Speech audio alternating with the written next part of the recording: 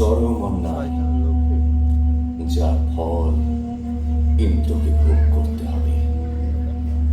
আমি বিশ্বামিত্র, সাহসী বীর আমি, নিরাশ আমার শোভা পায় না।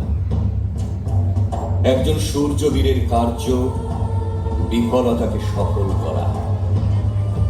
আজ আমি বিফলতাকে দূর করে নিরাশকে জয় করব। কখনো নিজ কর্মের কথা না ভেবে কেবলই করেছি পরমার্থ। কেবলই নিষ্পাপ প্রাণী হয়ে রয়ে গেলাম এই জগৎ সংসারে। এই সকল পৃথিবীতে আমার ন্যায় কোনো পুরুষ আছে যে সকল স্বার্থ ত্যাগ করবে?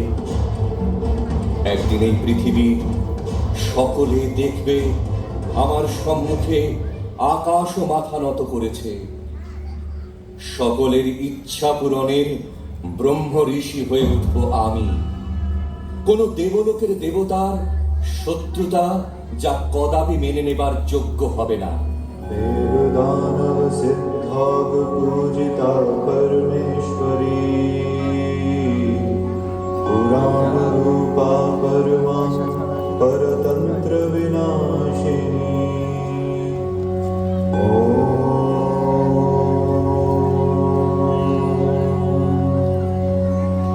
देवदानव सिद्धाग पूजिता परमेश्वरी, पुराण रूपा परमा परतंत्र विनाशिनी। देवदानव सिद्धाग पूजिता परमेश्वरी, पुराण रूपा परमा परतंत्र विनाशिनी।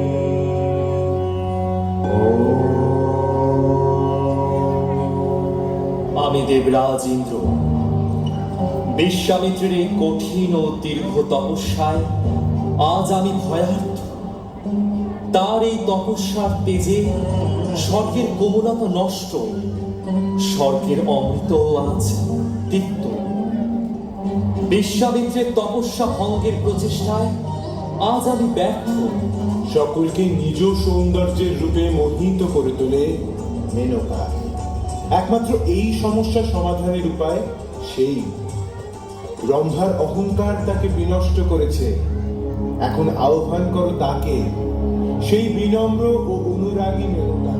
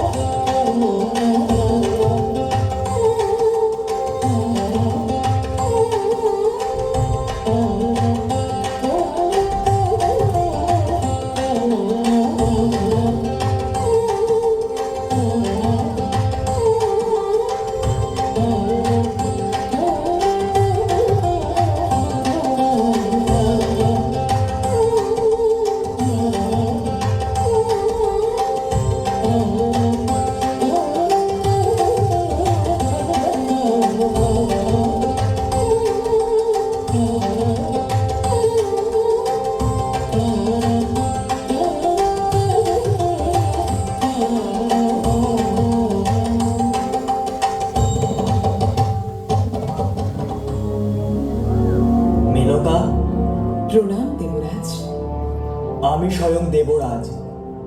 বিশ্বামিত্রের কঠোর তপস্যায় আমি ভীত। তার তপস্যার প্রভাবে স্বর্গের কোমলতা বিনষ্ট হয়েছে। আমি তার তপস্যা ভঙ্গ করতে ব্যর্থ। তাই আমি তোমার সহায়তা প্রার্থনা করছি। তুমি তোমার নিজ সৌন্দর্য গুণে এবং রূপ ও মাধুর্যতায় মোহিত করে তার তপস্যা ভঙ্গ করো, এটাই আমার আদেশ।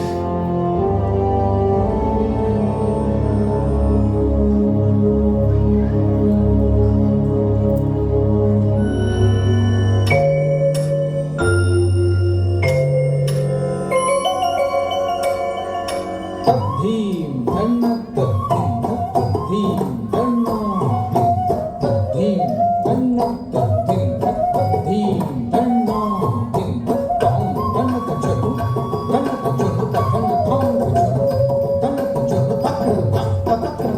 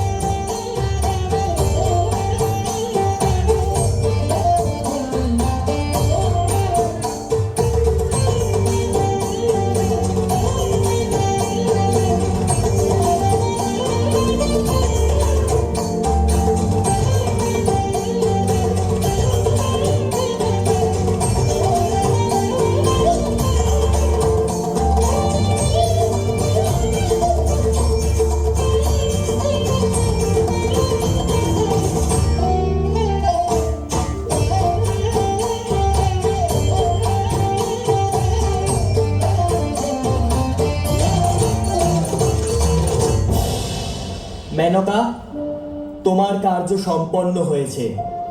তুমি এবার স্বর্গে গমন করো। কিন্তু দেবরাজ, আমি যে ঋষি বিশ্বামিত্রের সন্তানের জননী হতে চলেছি। মেনকা, এ আমার কোনো প্রার্থনা নয়, এ আমার আদেশ। হয় তুমি স্বর্গে গমন করো, অন্যথায় শিলায় পরিণত হয়ে যাও।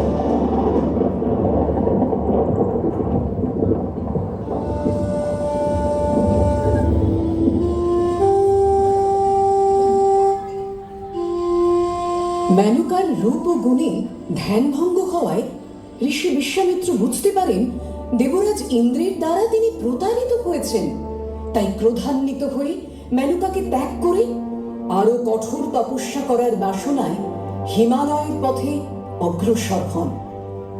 অন্যদিকে বিশ্বামিত্র এবং মেনকার মিলনের ফলে জন্ম হয় এক কন্যা শিশু।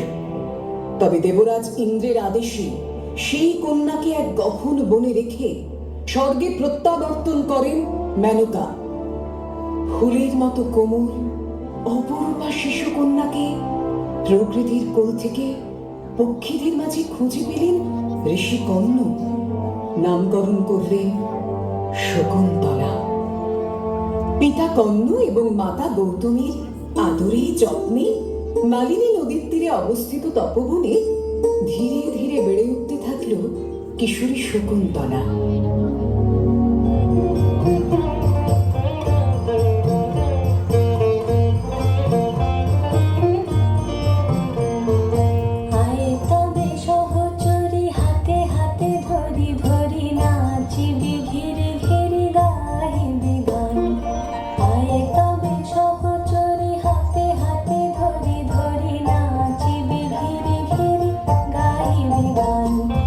আন্ত বেবি না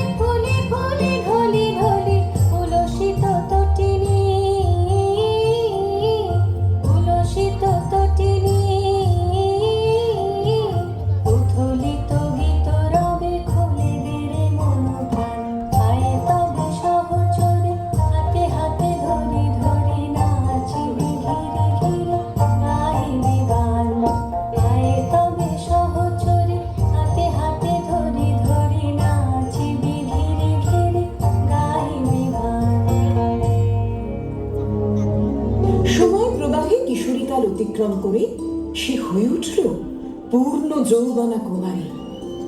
ঋষিকর্ণর তপবনে দুই সখী অনুসূয়া, প্রিয়ম্বদা এবং অন্যান্য সহচরীদের সাথে মনোরম প্রাকৃতিক পরিমণ্ডলে দিন কাটতে লাগলো তার।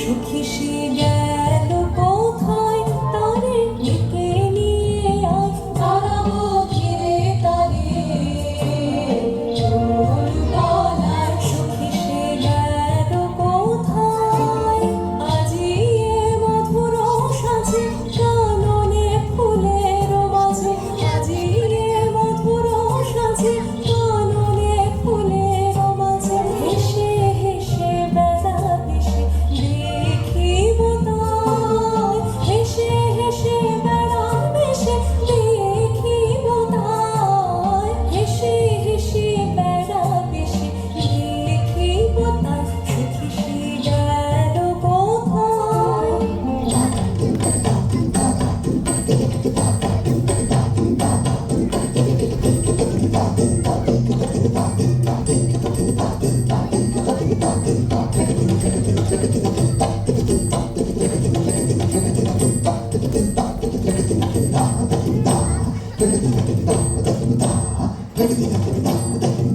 আকাশে তারা ফুটেছে, দক্ষিণে বাতাস ছুটেছে। আকাশে তারা ফুটেছে, দক্ষিণে বাতাস ছুটেছে। পাখিটি ঘুমো ঘরে গেয়ে উঠেছে, পাখিটি ঘুমো ঘরে গেয়ে উঠেছে।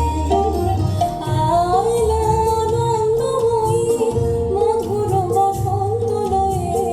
আইলো আনন্দময়ী, মধুর বসন্ত লয়ে। লাবণ্য ফোটাবিল, লাবণ্য ফোটাবিল তরুলতায়। সখী সে গেল কোথায়।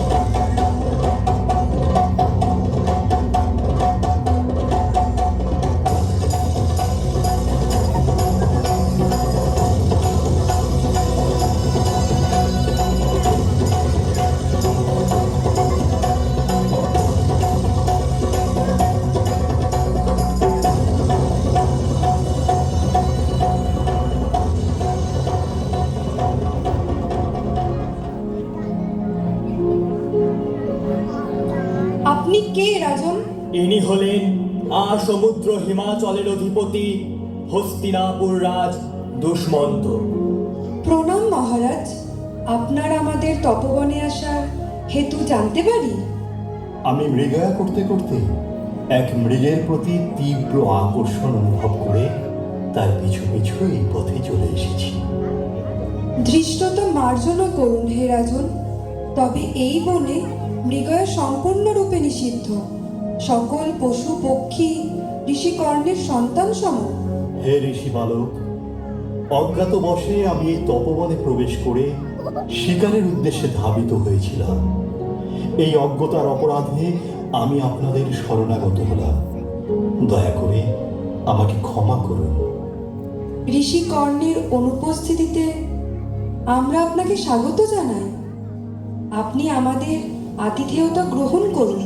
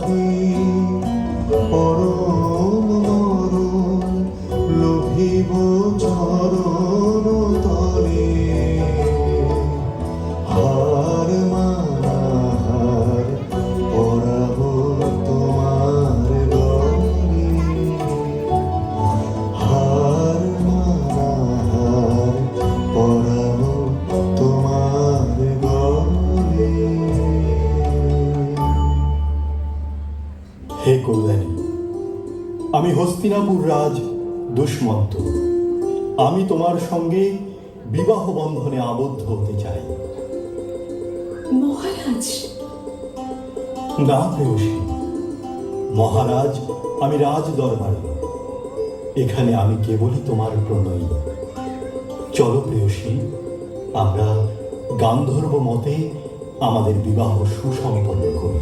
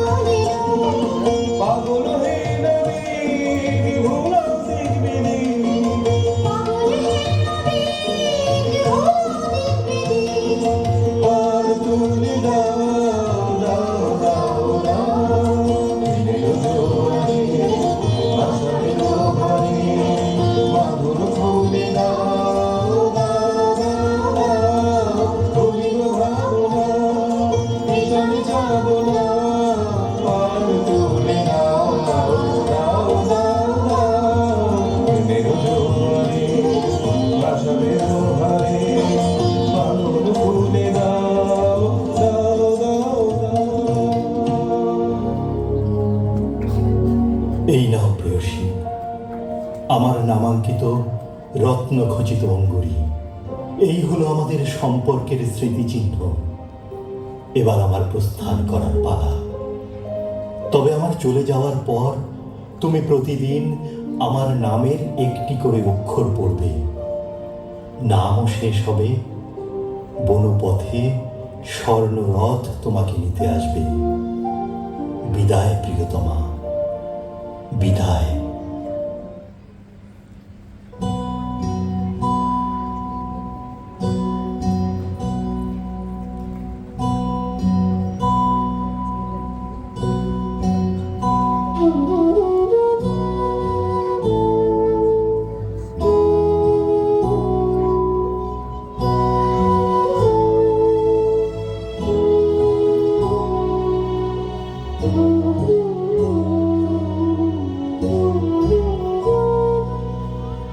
কাঁদালে তুমি মোরে ভালোবাসারে ঘায়ে, কাঁদালে তুমি মোরে নিবিড় বেদনাতে, পুলক লাগে গায়ে, কাঁদালে তুমি মোরে ভালোবাসারে ঘায়ে, কাঁদালে তুমি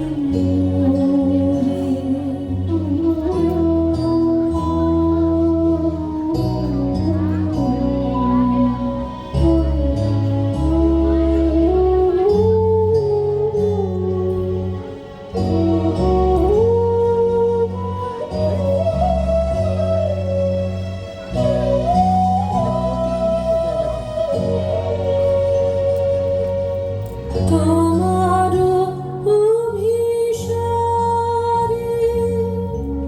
যাব পারে, তোমার অভিসারে যাব পারে, চলিতে পথে পথে বাজুক ব্যথা পায়ে, কাঁদালে তুমি মোরে ভালোবাসারে ঘায়ে, কাঁদালে তুমি মোরে।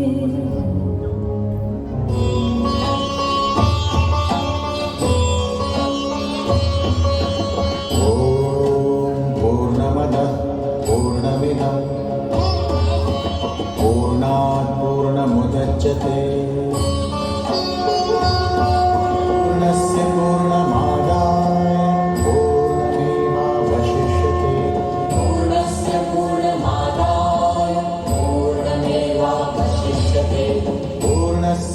ওহে বনবাসী, আমি বড়ই ক্ষুধার্ত। আমায় কিছু খাদ্যদ্রব্য প্রদান করে ক্ষুধা নিবারণ করো। ভগবতী, ভগবতী, কে অতিথিকে অপমান? কি এমন ধ্যানে মগ্ন তুই, যা অতিথি আপ্যায়নের থেকেও তাৎপর্যপূর্ণ? আমার এই অবমাননা সহনীয় নয়। আমি ঋষি দুর্বাসা, আমি তোকে অভিসম্পাদ দিচ্ছি। যার জন্য আজ তুই আমায় অবহেলা করলি, তার স্মৃতি থেকে বিস্মৃত হবি তুই।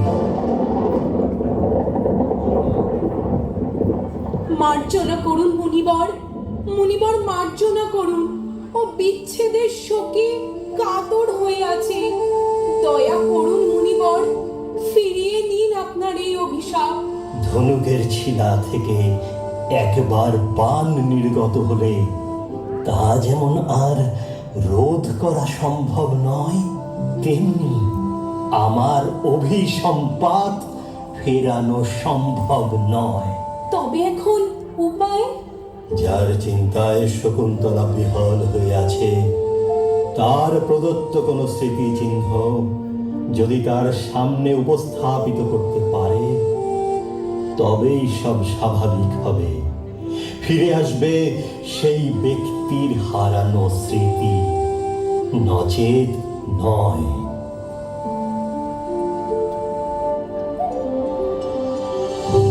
হৃদয়ে বিকুল কুল দুকুল ভেসে যায়, হায় সজনী ওখানে নয়ন বাড়ি। যেদিকে চেয়ে দেখি ওগো সখী, যেদিকে চেয়ে দেখি ওগো সখী, কিছু আর চিনিতে না পারি, উঠানে নয়ন বাড়ি। পরাণে পড়িয়াছে কান, ভরা নদীতে আসে মান, আজকে কি করো তুফান সজনী গো, বাঁধো আর বাঁধিতে নারী, বাঁধো আর বাঁধিতে নারী। কেন এমন হলো গো আমার এই নবযৌবনে, সহসা কি বহিল কোথাকার কোন পবনে, আমার এই নবযৌবনে। হৃদয় আপনি উদাস, মরমে কিসের হুতাশ, জানি না কি বাসনা কি বেদনা গো, কেমনে আপনাই হারি, কেমনে আপনাই হারি। আশ্রমে প্রত্যাবর্তন করে সকল সুখবরই শ্রবণ করেছি। আজ আমি অত্যন্ত আনন্দিত, আমার কন্যা শকুন্তলা সন্তান সম্ভবা। এখন সময় হয়েছে তার পতিগৃহে যাত্রা করা। তোমরা প্রস্তুতি শুরু করো। অবশেষে শকুন্তলা নববেশে সজ্জিত হয়ে মাতা গৌতমী এবং তার দুই সখীকে নিয়ে চললেন পতির সাথে পুনর্মিলনের উদ্দেশ্যে। তবে ঋষির অভিশাপ মিথ্যে হওয়ার নয়। প্রবল পথশ্রম দূর করতে শকুন্তলা একদিন শচীতীর্থের জলে গা ধুতে গেল। রঙ্গ ভরে জলের তীক্ষ্ণ হিম শীতল ঢেউয়ে ভাসিয়ে দিল সর্বাঙ্গ। সেই সময় মহামুনি দুর্বাসার অভিশাপে রাজা দুষ্মন্তের নামাঙ্কিত রত্নখচিত আংটি হারিয়ে গেল নদীর অতলে। স্নান সমাপন করে ভিজে কাপড়ে তীরে উঠল শকুন্তলা। কালো চুল এলো করে হাসি মুখে বনের ভেতর দিয়ে স্বামীর কথা স্মরণ করতে করতে হেঁটে চলল রাজপুরের উদ্দেশ্যে। অন্যদিকে সেই আংটি নদীর অতলে এক বৃহৎ মৎস্য খাদ্য জ্ঞানে গিলে ফেলে। অবশেষে যখন শকুন্তলা তার গন্তব্যে পৌঁছয়, সে দেখে রাজ দরবারে নৃত্য গীতের আসর বসেছে।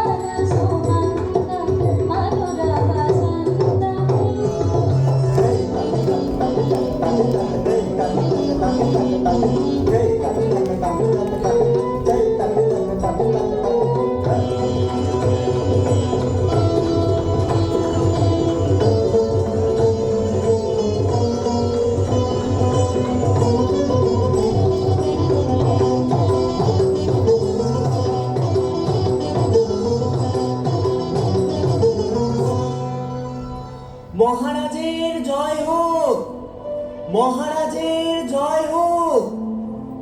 মহারাজ, 4 জন নারী আপনার সাক্ষাৎ প্রার্থী। সসম্মানে তাদের রাজ দরবারে নিয়ে এসো দূত। যথা আজ্ঞা মহারাজ। প্রণাম রাজন। মহামণি কর্ণ আপনাদের বিবাহ সংবাদ শুনে অত্যন্ত উচ্ছ্বসিত। তিনি এই বিবাহে সম্মতি প্রদান করেছেন। বিবাহ? আপনি কি বলছেন দেবী? আমার তো কিছুই বোধগম্য হচ্ছে না। কি বলছেন স্বামী? আমি আপনার স্ত্রী শকুন্তলা। মালিনী নদীর তীরে তপবনে আমাদের প্রথম সাক্ষাৎ, এবং সেখানে আপনি আমায় গান্ধর্ব মতে বিবাহ করেছিলেন।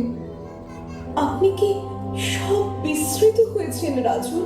আমি তো কিছুই স্মরণ করতে পারছি না কল্যাণী। মহারাজ, আপনার সন্তান আমার গর্ভে। আপনি স্বীকার করুন আমায়। মা শকুন্তলা, তুমি এখন সন্তান সম্ভবা। এইরূপ অবস্থায় তোমায় আশ্রমে ফিরিয়ে নিয়ে গেলে কুৎসা উঠবে। তুমি আমাদের বিদায় দাও। ঈশ্বর তোমার মঙ্গল করুক। কল্যাণী, তুমি এই বিবাহের কোনো প্রমাণ আমাকে দেখাতে পারবে? হ্যাঁ হ্যাঁ মহারাজ, বিবাহের পর আপনার নামাঙ্কিত একটি আংটি আপনি আমায় উপহার দিয়েছিলেন। এই দেখুন। এ কি? অঙ্গুর এখানে গেল কোথায়? আমার আঙ্গুরই তো ছিল। কোথায় গেল? হায় হায়, কোথায় গেল? তোমার কোনো ভুল হয়েছে কল্যাণী। তুমি যাও, ফিরে যাও, ফিরে যাও তোমার নিজ স্থানে।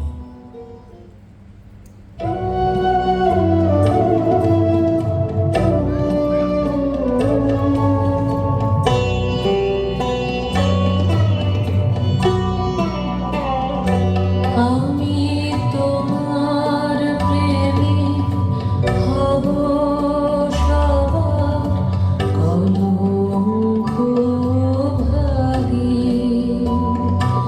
আমি সকল দাগে হব দাগী, কলঙ্ক ভাগী। তোমার প্রেমে হব সবার কলঙ্ক ভাগী।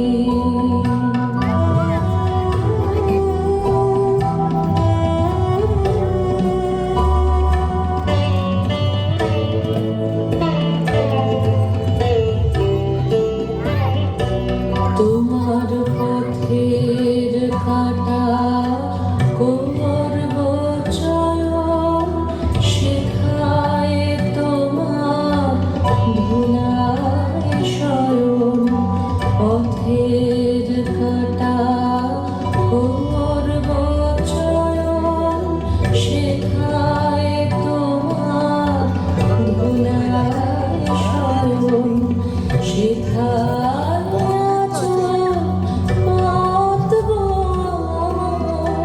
তোমার রাগে অনুরাগে কলঙ্ক ভাগী।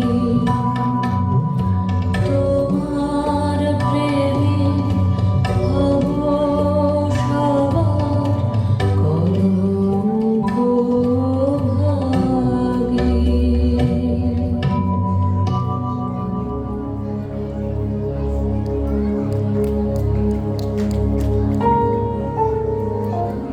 এরপর কেটে গেছে বেশ কিছু কাল। জন্ম নিয়েছে শকুন্তলা ও মহারাজ দুষ্মন্তের একমাত্র পুত্র ভরত। অন্যদিকে রাজঙ্গুরি চুরির অপরাধে রাজপ্রহরী আটক করেছে এক ধীবরকে।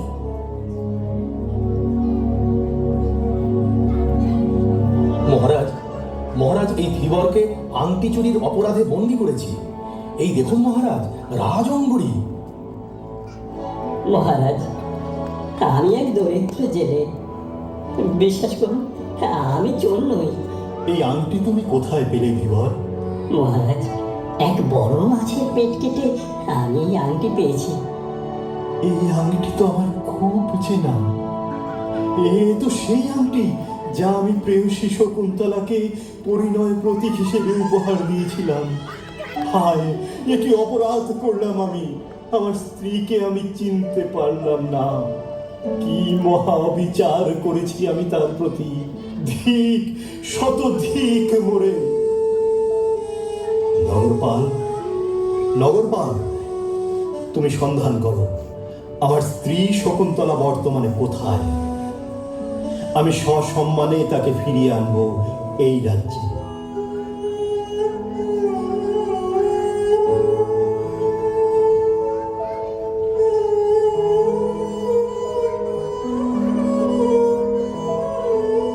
ইতিমধ্যে স্বর্গে দেবতা ও অসুরদের মাঝে শুরু হয়েছে বিধ্বংসী যুদ্ধ। দেবরাজ ইন্দ্র রাজা দুষ্মন্তের সাহায্য প্রার্থনা করেছিলেন। অসুরদের পরাস্ত করে রাজা দুষ্মন্ত বিশ্রামের জন্য আশ্রয় গ্রহণ করেন মহামুনি মরিচের আশ্রমে। সেখানে তিনি দেখতে পান এক বালক আপন আনন্দে খেলায় মত্ত।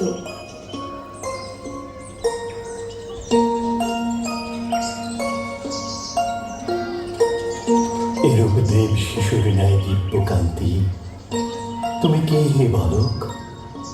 আমি মহারাজ দুষ্মন্ত এবং মাতা শকুন্তলার পুত্র ভরত। ভরত, বাবা ভরত, ভরত, এ কি মহারাজ, আপনি? হ্যাঁ শকুন্তলা, ধীবরের কাছ থেকে তোমায় প্রদান করা আংটি পাওয়া মাত্রই আমার সমস্ত বিলুপ্ত স্মৃতি ফিরে এসেছে। তোমার প্রতি আমি যে অন্যায় করেছি তার জন্য আমি ক্ষমা প্রার্থী। না মহারাজ, এ তো কেবল বিধাতার বিধান। আমার সমস্ত অতীত ভুলে নতুন করে আমাদের জীবনের নব সূচনা করি। মঙ্গলময় আনন্দের বাড়িধারা ঝরে পড়ুক আমাদের ওপর।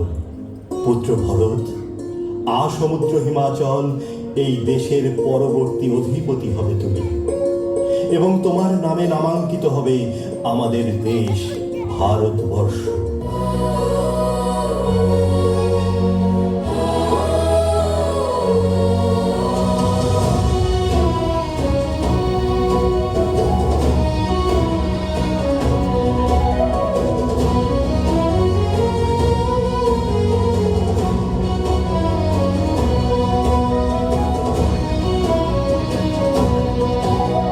তৃষ্ণার শান্তি, সুন্দর কান্তি, তুমি এসো বিরহের সন্তাপ ভঞ্জন। তৃষ্ণার শান্তি, সুন্দর কান্তি, দোলা দাও বক্ষে, এঁকে দাও চক্ষে, স্বপনের তুলি দিয়ে মাধুরীর অঞ্জন। দোলা দাও বক্ষে, এঁকে দাও চক্ষে, স্বপনের তুলি দিয়ে মাধুরীর অঞ্জন।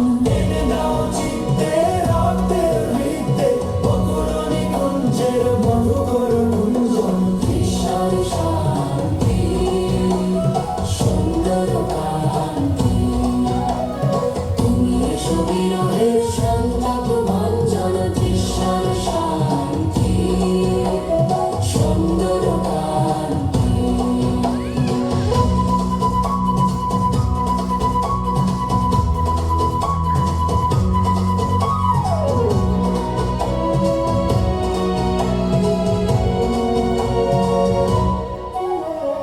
উৎপেলু তরুণ যমুনার কল্লোল, কম্পিত বেণু বনে মলয়ের চুম্বন।